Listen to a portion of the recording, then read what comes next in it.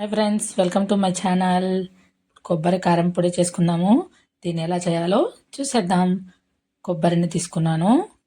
ఒక చిన్న కొబ్బరి ముక్క, 2 టేబుల్ స్పూన్ల శనగపప్పు, 2 టేబుల్ స్పూన్ల మినపప్పు, 2 టేబుల్ స్పూన్ల నువ్వులు, 1 టేబుల్ స్పూన్ జీలకర్ర, 1 టేబుల్ స్పూన్ ధనియాలు, అలాగే కొంచెం చింతపండు, ఒక గుప్పడు కరివేపాకు, ఒక 10 ఒట్టి మిరపకాయలు, వెల్లుల్లి రెబ్బలు ఒక 15 అనమాట.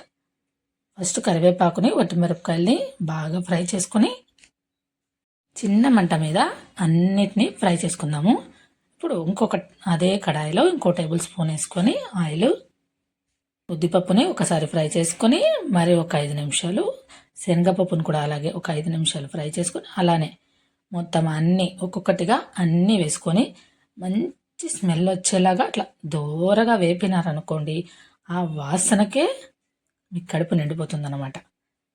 ఇది మీకు నచ్చితే మా ఛానల్ని సబ్స్క్రైబ్ చేసుకోండి, లైక్ కొట్టండి, షేర్ చేయండి. ప్లీజ్, నేను ఒక లైక్ కదా అడుగుతున్నాను.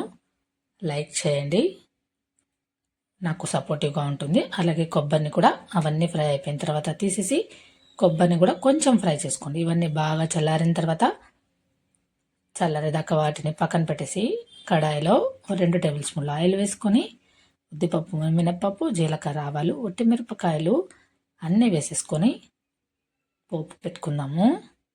ఇప్పుడు మిక్సర్ జార్లో కొబ్బరిని మిక్సీ పట్టేసి తర్వాత పోపు దినుసులు అన్నీ వేసేసి మనం ఫ్రై చేసి పెట్టుకున్నాం కదా, అవన్నీ మిక్సీ పట్టేద్దాం.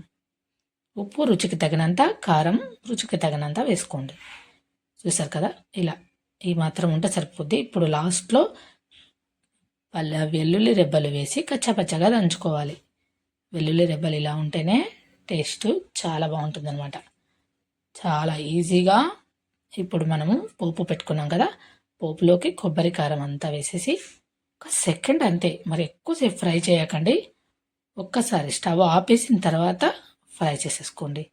సూపర్ ఉందండి పొడి మాత్రము. ఇది ఒక్కసారి బాగా చల్లారిన తర్వాత నిల్వ చేసుకోండి. ఫ్రిడ్జ్లో పెట్టుకుంటే 3 నెలలైనా ఉంటుందన్నమాట. చూసారు కదా, కలర్ఫుల్గా కొబ్బరి కారం పొడి రెడీ అయిపోయింది. ఇప్పుడు కొంచెం రైస్ పెట్టుకొని పొడి వేసుకొని నెయ్యి వేసుకొని కలుపుకొని తింటుంటే ఉంటుందండి. ఇంకా వేరే ఏ కర్రీ అవసరం లేదు.